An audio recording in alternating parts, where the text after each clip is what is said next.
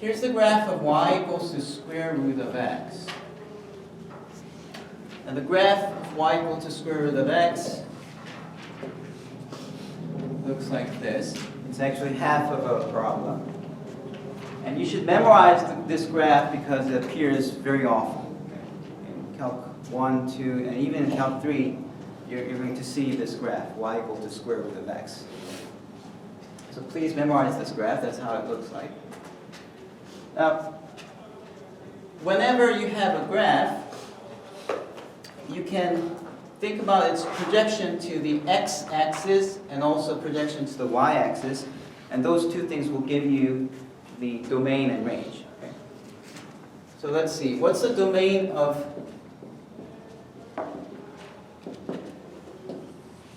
What's the domain of this graph?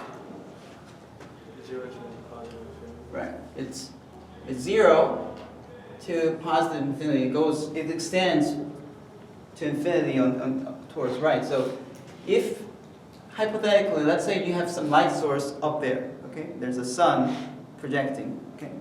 And there will be the shadow of this curve on this ground, which is the x-axis, right?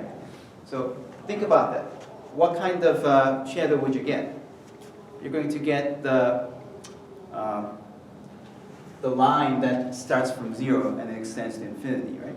So that's the domain. That domain can be written as a set notation, x, where x is between 0 to infinity. So that's one way to write it, but rather than using the set notation, the one that's preferred for us, which you are required to know, is what we call the interval notation. And here's how the interval notation goes. You start from 0, and you're going to infinity, right?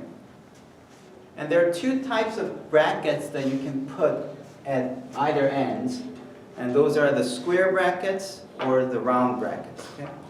The difference in the meanings of those two is that if you have a square bracket, that means 0 is included. Okay? If I had a round bracket, then it should mean that 0 is not included. Now, if it really was a round bracket, then I should really put an open circle here. That's how whenever you have a round bracket, either you should be having a vertical asymptote there, or you should have an open circle there. Okay? So one of those two things must happen. Okay? All right, so you have this square bracket, and for infinity, since infinity is not a number, you always put a round bracket. So that's how you put the domain. Okay, now let's think about the y values. The set of y values for a function is called the range. And if you have a light source, so here's a sun, and you project the shadow onto the y-axis, what do you get? You get the same thing actually. So we get the range equals to 0 to infinity. So it starts from 0, it goes to infinity.